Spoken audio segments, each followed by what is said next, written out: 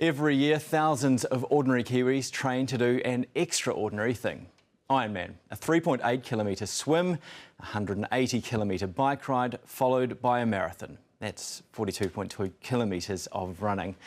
Auckland man Craig Bullock is one of those athletes, but his is a very special story. He's overcome more than most in a single-minded determination to achieve his dream.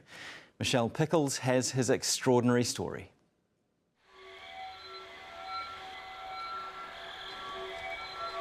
Hour after hour, day after day, what goes through the mind of an athlete training for an Ironman race?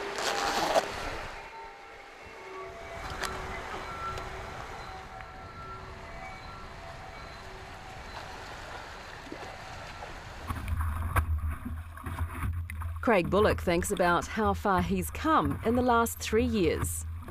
They had those spare chins and spare tyre around my belly, but it's not the physical thing, it's the mental thing, it's the whole package, everything. It's just changed. I mean, I'm fitter than I have been for years, but I mean, mentally I'm just great, 100%. That's now, but Craig struggled with severe depression for more than 5 years. At the darkest, toughest times, can you tell us what it was like? How long have you got? I mean, it's horrible. I'd never, ever want anyone to go through it. I'd spend days on end locked away and making excuses not to go out into the real world. And I mean, March 13, 2010, I was going to end it. That was going to be the day. Suicide? It was my mum's 60th as well. That was the day that I hit rock bottom, and ever since then I've been coming back. And it's hard to explain now because I sort of look at it and go, wow, that really wasn't me. I mean, I'm back to the person I was and things like that. So you're just in this dark hole, and people say, oh, there'll be a light at the end of the tunnel. There's no light. There's nothing. I couldn't see a way out of what I was in. Now, it's not the physical buzz that makes me feel good, it's the mental buzz. It's that little feeling of self-reward or goodness that comes from moving around that helps me feel better mentally. Craig's way out came in part thanks to a childhood hero. The last 3 years I've got the tools that I can work it out, and I mean, those JK ads was the first part to it. 99% of where I am now is because of other people have helped me. That 1% was me saying, right, Craig, give yourself an uppercut here. You need help. You need to seek help because you're ruining your life, but you're causing heartache for the ones around you that love you. Not one to do things by halves, Craig started running, and not just jogging casually, he decided he wanted to be an Ironman. By February last year, he'd lost 23 kilos and was ready to compete. But his dreams were shattered when weather meant the race had to be cancelled. That didn't stop him. Craig continued to train for this year's race and shed another 12 kilos. This time he roped his brother Blair into doing it with him.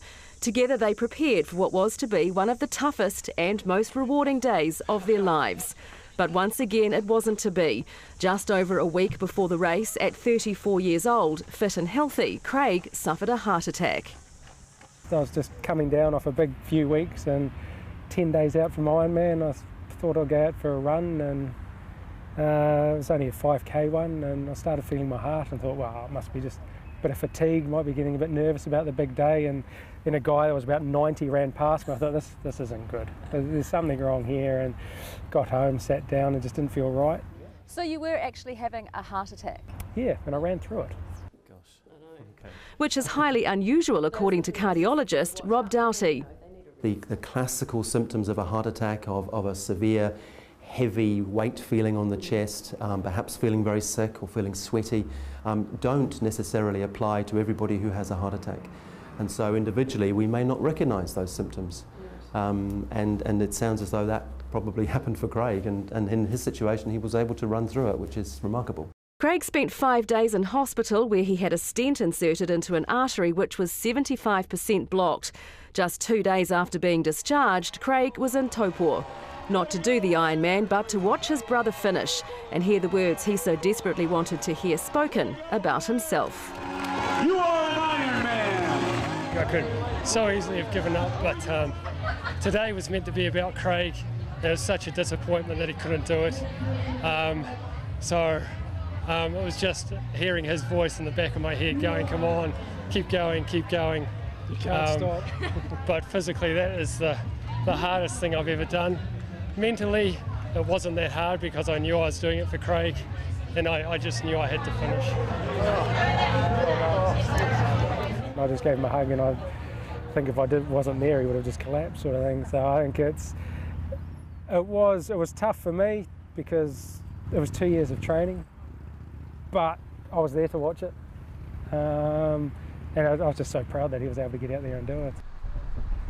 Setback after setback have not put Craig off.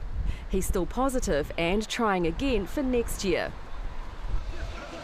And he remains indebted to John Kerwin and was humbled when he got the chance to meet him and thank him in person. How are you? I'll give you a man hug, brother. Oh, how's it? Good. Yeah, you going? Good, mate, good. Yeah? It's a bit different than talking. Didn't know what to say, really. Had everything going on in my head and then just tripped over the first word. So it was the man hug, I think, helped it. But yeah, no, it was there's so much I wanted to say to him, but yeah, because a simple thank you just wouldn't be enough. Third time lucky then, eh? Yeah, mate. 3 years of training under my belt, I should be able to be up there with Bevan Doherty winning the damn thing. Just like JK, Craig is keen to tell his story in the hope it will help others. He races to raise money for mental health and now also does work for the Heart Foundation. I congratulate Craig for telling his story.